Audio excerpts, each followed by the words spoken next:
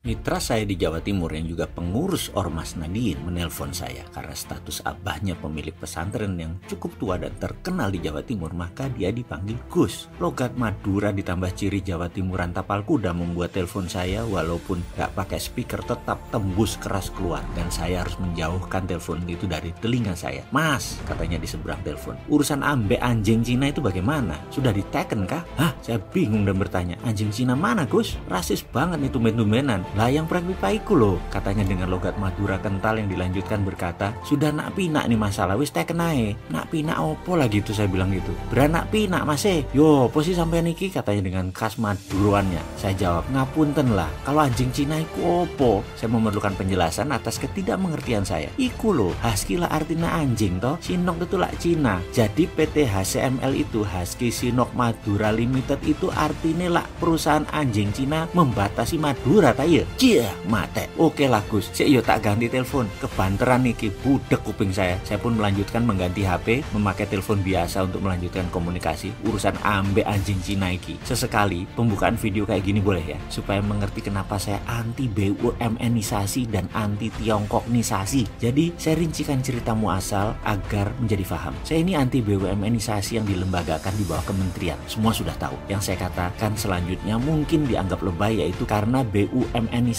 ini saat ini membuat bisnis swasta terpukul, sektor retail terpukul, dan banyak pengusaha terpukul. Yang terpukul di sektor swasta di strata ekonomi atas dan tengah, yang main hanya di sektor bawah. Ini tidak terasa di awalnya efek BUMN-isasi ini, tapi sekarang lambat laun sudah mulai terasa di bawah. Dan saya percaya sebentar lagi sektor bawah terjepit kering karena efek BUMN-isasi ini. Yang disebut sontoloyo lebay itu adalah saya mengatakan BUMN-isasi melemahkan rakyat. Ujung-ujungnya ekonomi kerakyatan yang dijunjung di Undang-Undang Dasar 45 tidak terlaksana karena BUMN adalah state capitalism, tetap kapitalis, hanya ditambah sektor negara. Jadi pakai instrumen negara sebagai pelindung dan regulasi. Ini keterlaluan. Rakyat akan terkena dampaknya. Ekonomi akan turun. Sistem sosialis itu bisa jalan baik di negara otoriter seperti Cina. Cina sekarang malah mengambil nama sosialis kapitalis, di atas kapitalis, di bawah pemerintahan sosialis. Ini yang membuat saya bertanya di rezim sekarang, apa mau jadi otoriter? Enggak kan? Dengan BUMN-isasi ini, itu otoritarian sektor ekonomi. Ini akan sekali lagi melemahkan swasta, menurunkan daya beli, dan negara kekurangan cash. Lebay kan saya dengan pendapat ini? Tapi itulah platform saya berpikir. Mudah-mudahan salah. Karena saya ingat sewaktu ada gas di tahun 2017 milik HCML di Sampang Madura yang mendarat di Pasuruan yang diambil BUMN negara, swasta nggak bisa dapat jatah karena semua diambil BUMN. Semua proyek diambil BUMN aja pokoknya. Padahal mahal dan investasinya sama biayanya sama-sama pakai bank. Swasta gak kebagian. Dan saya bisa cerita panjang urusan BUMN-isasi karena menginjak kaki saya di mana-mana. Saya ngamuk jadinya. Gas tersebut akan didistribusikan ke Grati. Di sana ada gas fire power plant milik Indonesia Power. BUMN juga, anak usaha PLN. Ini semua BUMN aja pokoknya. Untuk 600 megawatt power di mana gas HCML akan dideliver ke Grati. Yang deliver siapa? BUMN lagi. Lalu kita swastanya di mana? Semua diambil BUMN. Ya, terpaksa kita pasang badan. Pipa yang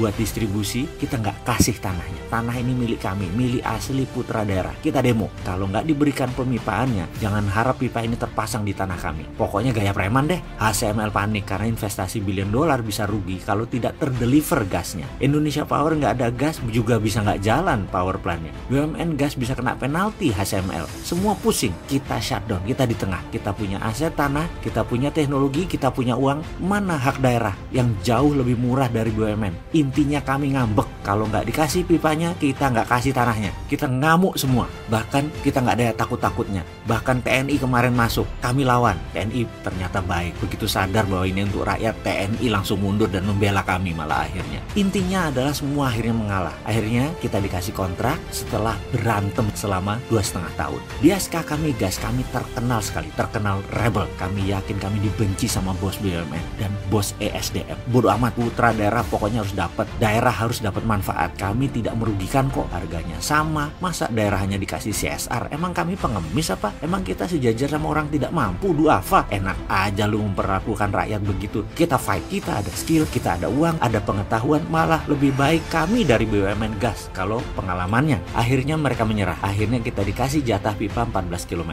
Sekarang kami kerjakan. Itulah peristiwa yang membuat kami dari dulu dibilang rebel, terutama zaman BUMNisasi ini jadi raja seperti sekarang. Maaf bagi para pendukung BUMNisasi, kami ini pain in the ass. Kami hanya memperjuangkan hak rakyat setempat. Anjing Cina akhirnya menyerah, BUMN akhirnya menyerah juga. Lagi itu dong, mosok kami harus perang terus-terusan hanya untuk meminta hak. Tender kalah karena ada privilege buat sesama BUMN, dibungkus dengan kerja sama antar BUMN, padahal harga BUMN lebih mahal dari swasta. Ya kami lawan, sayangnya kami sendirian, yang lain hanya macan di sosmed.